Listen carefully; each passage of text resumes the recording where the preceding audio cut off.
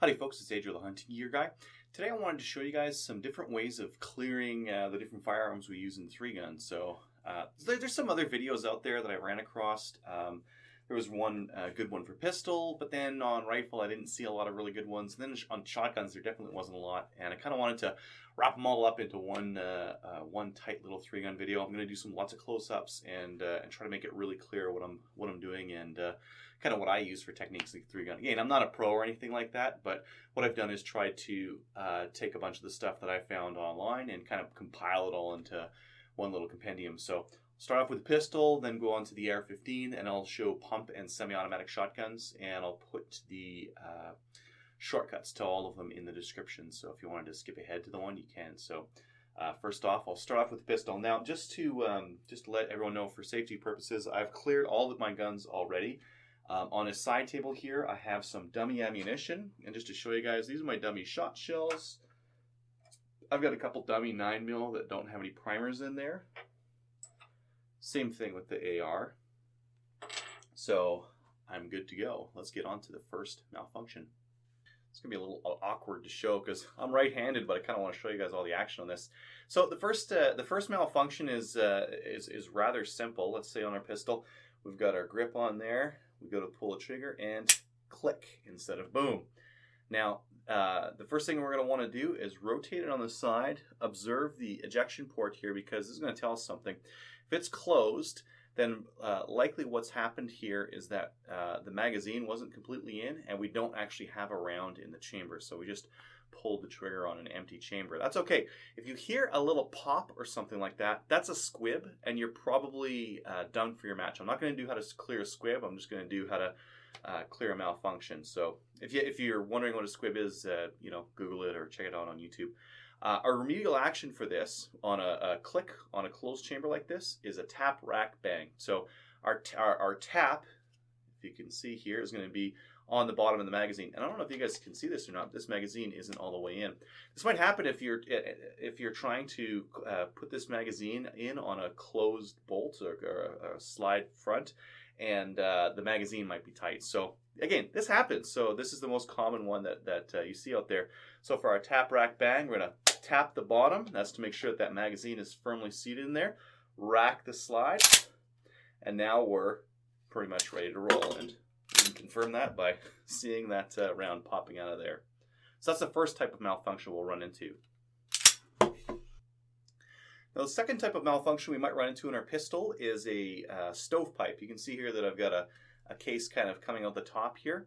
And this is similar to the other one. We're not going to need to tap because we know that we can see the stoppage up top here. Instead, what we're going to do is let gravity work with us. We're going to tilt it upside down, and then we're going to rack the slide. That'll let that empty one fall out, and now we're loaded. So my magazine is in, and my slide is forward, and I'm ready to rock and roll again. Now the third type of failure is the most complex to fix, and it's called a double feed. You can see in there that I've got one in the chamber, likely has already been struck. It might be an empty. I've got a full one there that's diving underneath. So that's going to be a problem for me, and now I need to fix it. So just pull this back a little bit here. What I'm going to do is pull the slide while actuating the slide lock. So the slide lock's right there for me. I'm going to grab it with my thumb, just like that. I'm going to be pushing up on that while pulling back the slide. What that's going to do is lock the slide back, and now I can finally pull that magazine out. This is going to relieve some tension. Even though that round is pushed in a little bit, I'm still going to be able to strip it out. So as I'm pushing, I'm going to strip this out. There may be a round come flying out of there. Now what I'm going to do is rack it a couple of times, grab my magazine again, pop it in, and now I'm ready to roll. Now, what you do with this magazine in a double feed is going to depend on, for me in 3-gun, how many rounds I think is left in that magazine. If it's almost empty, I'm going to dump it and I'm going to go to my next one. If it's still full, then you may want to do a little bit of juggling. So I'll show you a couple of different things that you can do with that. Let's just say that this magazine is in and we've got our double feed. Now one thing you might want to do is pop it into your right hand. Now this may work, but what it does for me is make it a little bit hard to kind of grab my gun. Some other people might grab it with their left hand and just hang on to it as they clear it. That's all right as well. Whatever you do, try, like if this magazine has ammo, try not to put it in a dump pouch or put it on the ground and then work with your gun and then go back to that magazine, because that's going to cost you a whole ton of time. It's not bad to just grab onto it and hang onto it while you get things ready, right? But if you put it down or put it back in your back on your belt, it's going to cost you a lot of time. I just want to show you guys how to simulate this with your buddies, just to try this out. Again, if you're going to do this with your buddies, like just training them on how to do 3-gun, how to do remedial, make sure that your guns are empty, make sure that your mags are empty. You check and make sure your buddy checks as well. But for that first type, like there's really nothing you need to do. Just rack the slide, make sure that it's empty, grab the magazine with the dummy round, pop a round into it, and then hand that to your buddy. Now, if you want to be a real trick, you can pop the magazine out so it's not quite in. You can see that that magazine's not quite seated. It won't feed when it's actually at that position. So again, this is just helping your friends and yourself train for the most common failures out there. And a magazine that's not fully seated and therefore not feeding rounds into the chamber is a pretty common issue in 3-gun. So that's a good one to test out with. When your buddy goes to perform the drill and pulls the trigger and here's a click, you just say loudly, click! And what they should do is, again, observe up here, tap, rack, and then pull the trigger again, and that's when you should say bang and let them know that they've done the right kind of thing. Now for a stovepipe, what we're going to do is make sure that we have one dummy round in our magazine. You're going to want to grab this guy here, just kind of rest it in there, facing up, facing down. If you have an empty case, that's better, because that's what you're probably going to see a live round or a round with a bullet in it as it does this. Just pull it forward and give yourself a nice stovepipe, and then throw the magazine at the bottom. This one's a little bit more obvious when you hand it to your buddy. They're going to be able to pull it up, but let them pull it up anyways. They'll pull up to their eye as if they're going to shoot. They pull the trigger and nothing's going to happen. There's going to be no click or anything, right? So they should observe the stovepipe, rotate it down, pull back, observe the round or casing flying out, and then let the slide go forward and pull it up again and fire. So again, that's our second type. The third type is actually pretty easy to do. All we're going to do is grab our dummy, throw it into the chamber, take our magazine with one dummy in it. Again, pointing down because that round is just kind of sitting in there. And now let the slide go forward. So you've got one in the chamber, one in the magazine presenting itself, and now it's going to jam forward in that double feed. So now your buddy's going to have to pull it up, observe, lock it to the rear using the slide lock, strip out the magazine, rack it a couple of times, pop the magazine in, rack, and then go. Now, when we talk about remedial drills for the AR-15 in 3-gun, they're very much the same as the pistol. They kind of follow the same route, if you will. Let's start off with the first malfunction clearance that we're going to do. Our bolt is fully closed. We're going to have our eye up on the gun, and we're going to pull the trigger, click, there's nothing there. I'm going to observe my chamber, and right now that chamber is closed. So I'm going to do the same thing I did with my pistol. Chamber's closed, I've got no squib, I would have heard like a pop or something like that. A nice loud click is usually an indication that the chamber is empty. What I'm going to do is a tap, a rack, grabbing onto the charging handle at the top here, and then a bang.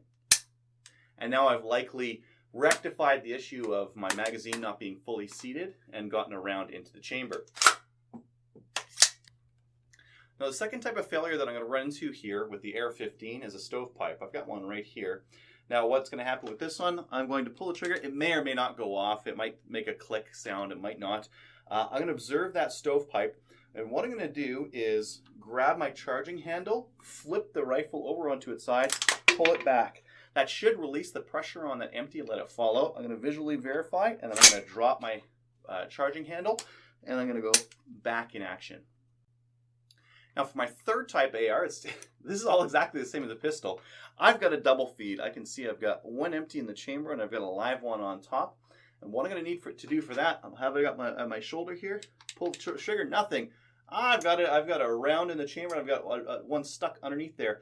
What I'm going to need to do is lock the bolt back on an AR-15. That's pulling this charging handle back and pushing on my bolt hold open right there. Now if you've got a bad lever like this can be easier. You can use your left hand to pull back while you use your right finger to grab there. In 3-gun it's a little bit dangerous because you might get close to the trigger, and if you have it up over a berm or something like that, you might get disqualified. So the safest way to do this is to pull back on the right and push with your left thumb on the bolt hold open there.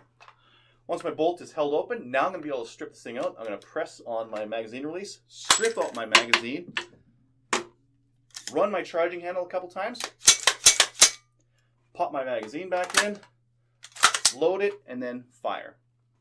Now there's a couple of extra mean failures you can have with an AR-15. If the case ends up going up in this like gas key area up here, it's a real bugger to get out of there. And it shouldn't happen often, so I wouldn't really recommend training for that one. I just recommend training for those first 3. Let's talk about how you set up a rifle to train for these different failure modes. Now for our first failure mode, we don't really have to do anything. We just have to let that bolt close, put a magazine in. Again, this is also your opportunity if you're training with someone else to put it in there and then just slightly pull it out. This is indicative of what might happen in a match if you've slammed that magazine in and you just haven't hit it hard enough, or it's maybe sticky on a closed bolt or something like that. And the chamber is empty, but the magazine's loaded. So your buddy's going to pick the rifle up. Here, click.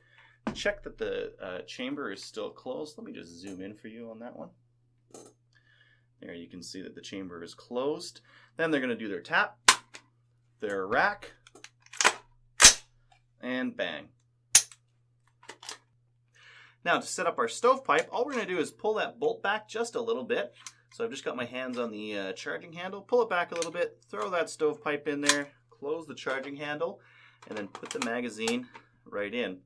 So now what your buddy's going to have to do to clear that stovepipe is rotate it towards the ground, pull back on the charging handle, let go, and then he's back in business. Now finally, our double feed is just a little bit trickier.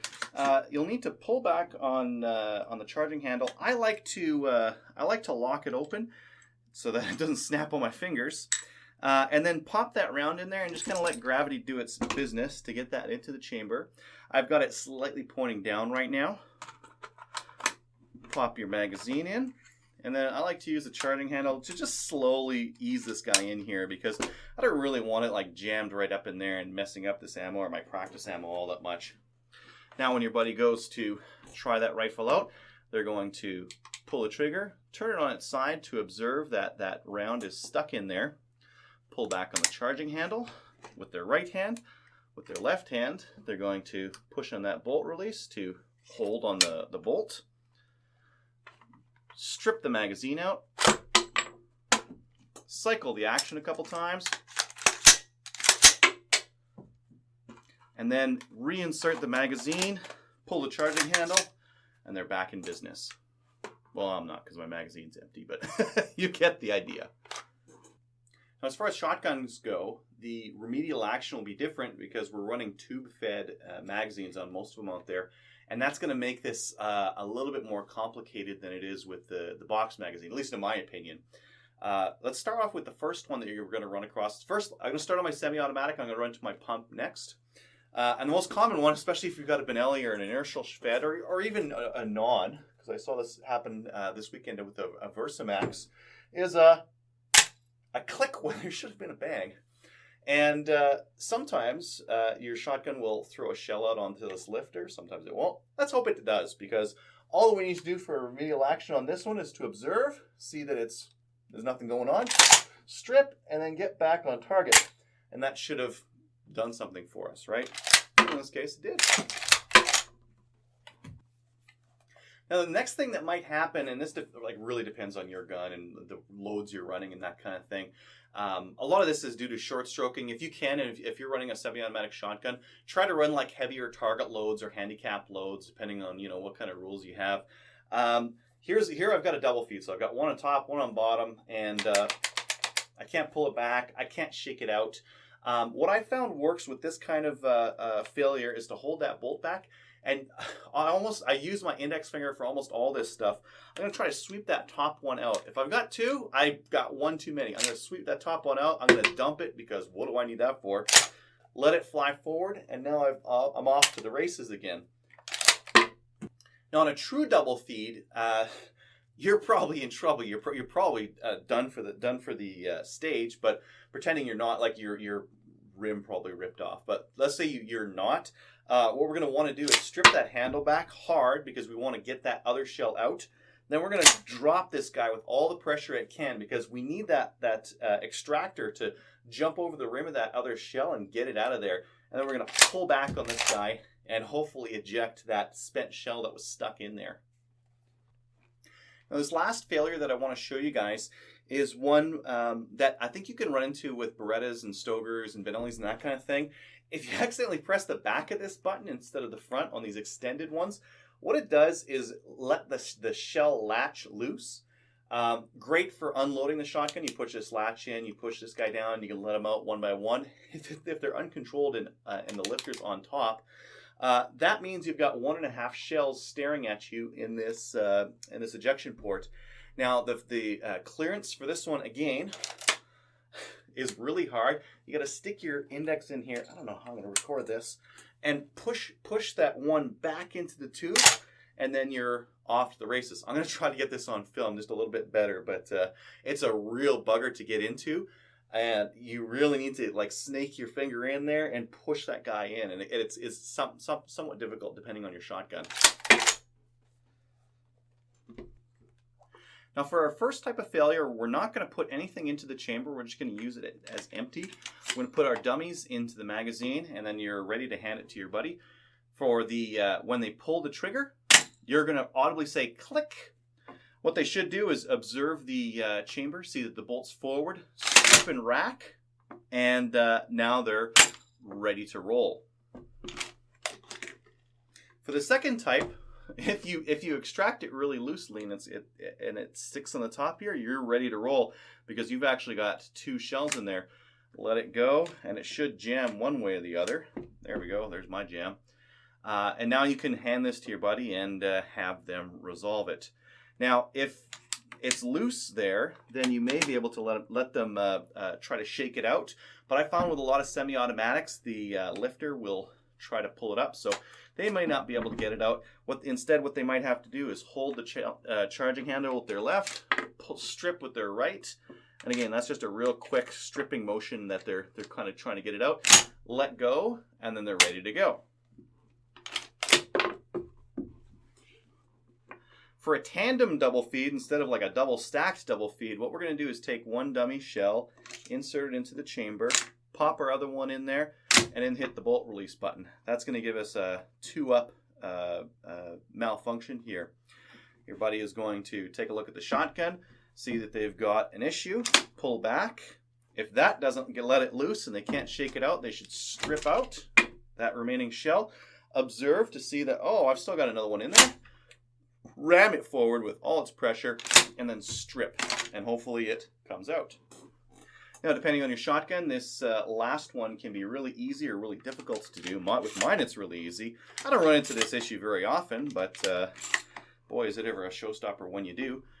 Load in a couple of shells, press the back of this release. That will do it on your Stogers and Benellis and that kind of thing. And I don't know if you guys can see that, but that's actually 2. Here, let me get you nice and tight. See those 2 shells in there?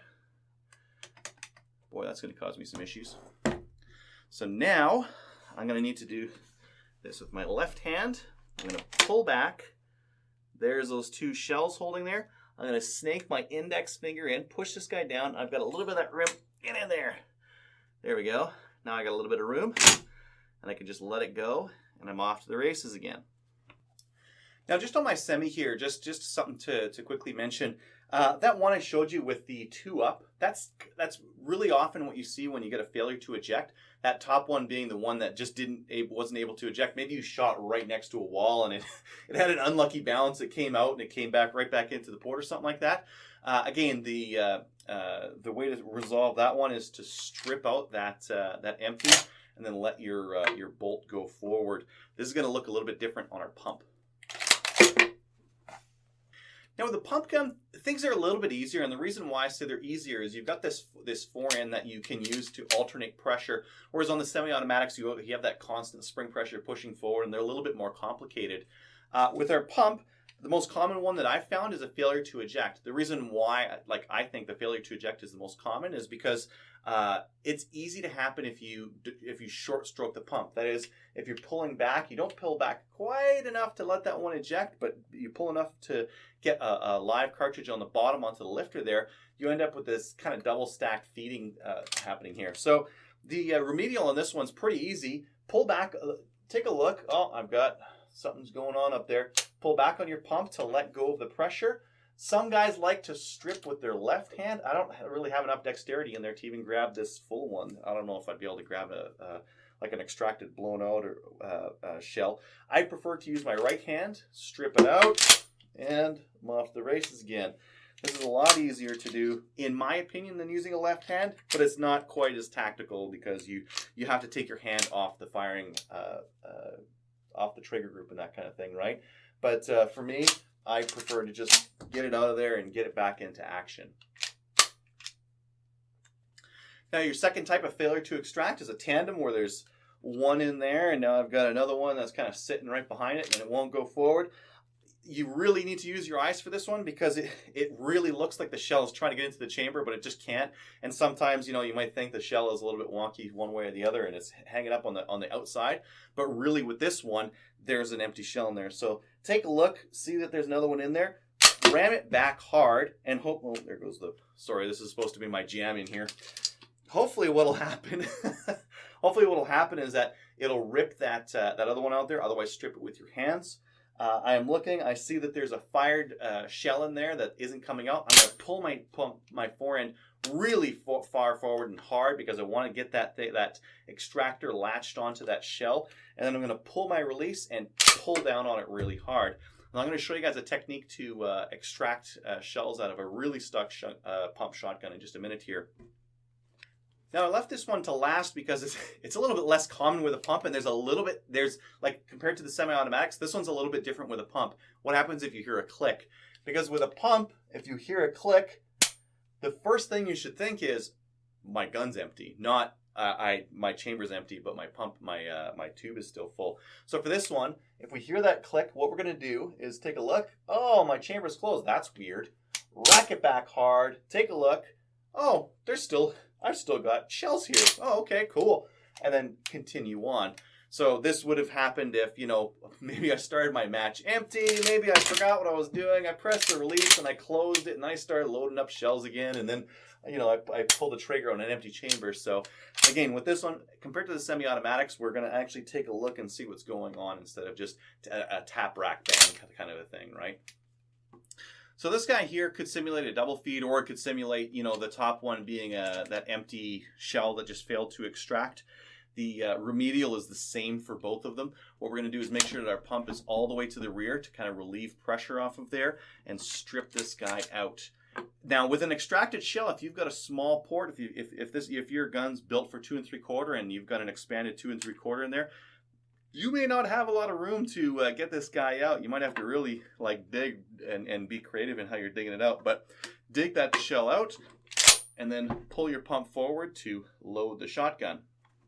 With our type 2 failure, what we're going to do is we're going to grab one shell, pop it into the chamber, grab another one, put it behind it, and then pull it forward. Now we have one in the chamber. Usually this is going to be an empty one that just didn't get extracted properly or got extracted and then rammed right back into the chamber for whatever odd reason, maybe a short stroke or something like that. And we've got a full one behind it. So what we're going to do is pull the pump back real hard, and hopefully that sends that one flying. We're going to visually verify what's going on with the chamber. Hey, there's a shell in there. Oh, it's fired probably. Pull our pump back hard on it. Pull our release. and hopefully send that guy flying out of there.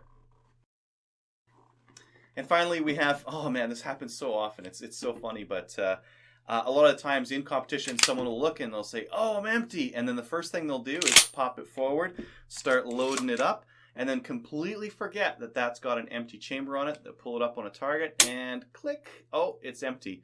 Now again, there's nothing fancy to this one. The only thing we're doing is pulling it back. Yes, visually verifying that we've got ammo in here and we're not crazy. And then we're back into the races. All right, time for some violent remedial. This is to be used in a shot when your shotgun is jammed and you can't pull the pump end forward. What we're going to do is press down on our release. Make sure your finger is outside the trigger guard. Pull down on the pump release and give it one of these. That should send that shell just flying out of that ejection port. And it may work when you have a really hard jam in your pump shotgun. Now that same technique will work in your AR-15, but for a completely different reason. Now one of the reasons why you need to do this on an AR is that the charging handle doesn't actually give you all that much leverage and doesn't let you really ram that bolt out. So on an AR-15, what you may need to do is mortaring. It's very similar to what we just did with that 870. What I'm going to do is collapse my collapsible stock all the way.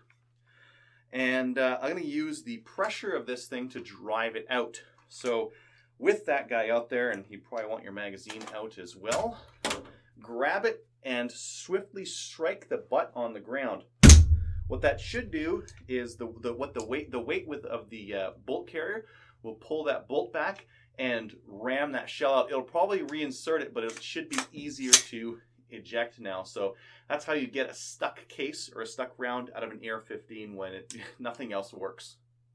Again, keep the barrel pointed in a safe direction. Your match is probably over if you need to do this because you've now got the barrel pointed in a different direction, and some ranges won't allow this kind of thing.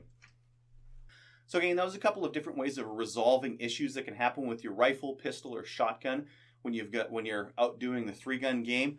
The most important thing to remember is after you've done your remedial, don't try to speed the rest of the stage up. You know, if you lose a second or two because you had a little jam in your shotgun or your rifle, that's still okay. You'll have a bad stage. You won't have a bad match. If you have some problems with your shotgun and your curse words a minute goes to like infinity, you've got to cool down after immediately fixing the weapon, because what I see happen a lot of times is someone will have like a stovepipe or something like that. They're like, oh, this pistol, and then they'll rack it, they'll resolve it, but then what happens afterwards is they go bah, bah, bah, bah, bah, bah, and they're trying to make up time, and really what ends up happening is they burn a ton of ammo, they don't hit their targets they're supposed to hit, or they hit the no shoots, and then they really blow the stage and the match. So after you've done your remedial for your rifle, pistol, or shotgun, cool down, take a breath, and then shoot the rest of the stage the way that you were supposed to shoot it, and don't let it get to your head. It's just a couple of seconds, and if you practice this stuff at home in a safe environment, no booze, with just dummy rounds, things are going to work out for you. You're going to get really fast at it. I see a lot of the military guys, especially when they run their ARs, their remedials are spot on. They're tap rack bangs. They're really quick. And that's really what you need to be able to do if you're going to get back in action and deal with the inevitable failures that your firearms are going to have when you're doing 3-guns. So again, just a couple of really quick tips. There's some other videos out there, but I thought I'd throw it all into one and make one just specific for 3-guns. So thank you for watching.